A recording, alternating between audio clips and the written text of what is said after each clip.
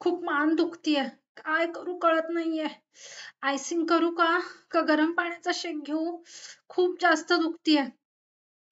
तुम्ही सुद्धा कन्फ्यूज आहात ना नक्की काय करायचं ते? नमस्कार, मी डॉक्टर अंजली, फिजिओथेरपिस्ट. या व्हिडिओमध्ये तुम्हाला आयसिंग आणि हॉट पॅक हे कधी करायचं आणि कशा प्रकारे करायचं याबद्दल मार्गदर्शन करणार.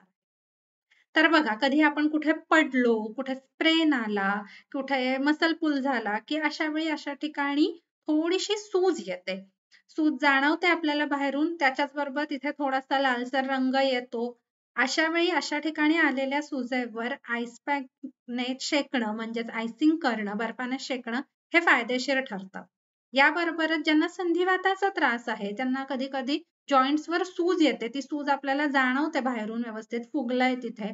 अशा ठिकाणी सुद्धा आईस पॅकने शेकणं हे फायदेशीर ठरतं.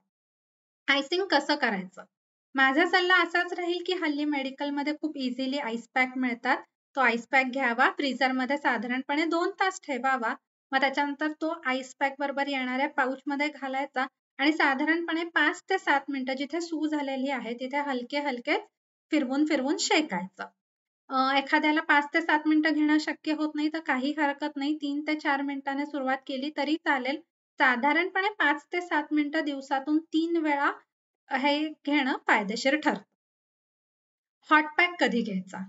जर तुम्ही सतत एका जागी बसून आहात, बसून लॅपटॉपवर काम करून जर तुम्हाला हळूहळू मानदुखी, पाठदुखी अशा प्रकारचा मसल पेनचा त्रास होत असेल किंवा अनेक वर्ष एका पोझिशनमध्ये येऊन काम केल्याने कुठे कोणाला ह्या भागात किंवा कुठे इतर ठिकाणी खूप जड उचलल्याने वगैरे मस्क्युलर पेन व्हायला लागतं. अशा टाईपच्या दुखण्यांसाठी हॉट पॅक घेतल्याचा फायदा होतो. याबरोबरच अनेकदा थंडीच्या दिवसात खास करून की जॉईंट स्टिफनेसचा म्हणजे आपले जॉईंट जे आहेत तसे कडक कडक झालेत, छान प्रकारे तुम्हाला हलवता येत नाहीये, त्याच्यात स्टिफनेस आलाय असं वाटत असेल, तर अशा वेळी देखील हॉट पॅक घेणं फायदेशीर ठरतं. हॉट पॅक कसा घ्यायचा? तर अनेकदा सोपा उपाय म्हणजे की रबरी आपली उशी येते त्याच्यात उकळलेलं पाणी टाकायचं आणि मग जिथे त्रास होतोय तिथे ते लावायचं साधारणपणे 10 ते 15 मिनिटं किंवा इलेक्ट्रिक हिटिंग पॅड येतात त्याच्यात बरेचदा टेम्परेचर ऍडजस्टमेंट सुद्धा असतात त्याच्याने सुद्धा शेकू शकता. बरं, आता हे सगळं करताना काही महत्वाच्या गोष्टी. आईस पॅक असेल किंवा तुमचं हिटिंग पॅड असेल, कुठलीही गोष्ट शक्यतो त्वचेच्या डायरेक्ट संपर्कात नाही आली पाहिजे. आईस पॅक बरोबर तर शक्यतो त्यांच्याबरोबर पाऊच येतातच.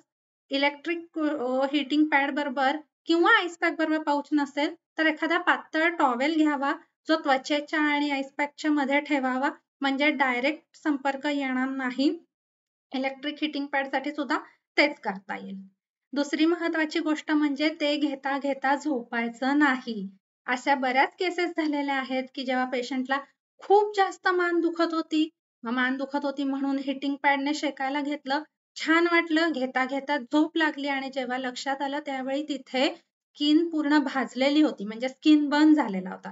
त्यामुळे कितीही छान वाटलं तरी घेता घेता झोपायचं नाही. एक साधारणपणे आईस पॅक 5 ते 7 मिनिटं आणि हिटिंग पॅड 10 किंवा मॅक्झिमम 15 मिनिटं घ्यायचं आणि बंद करून बाजूला ठेवूनच झोपायचं. शेवटची महत्वाची गोष्ट म्हणजे तुम्ही आयसिंग करा किंवा हॉट पॅक घ्या. हे फक्त तात्पुरते प्राथमिक उपचार आहेत. याचा अर्थ असा नाही की एखाद्या गोष्टीचा सतत त्रास होत असेल आणि तुम्ही घरच्या घरी उपाय करत राहाल.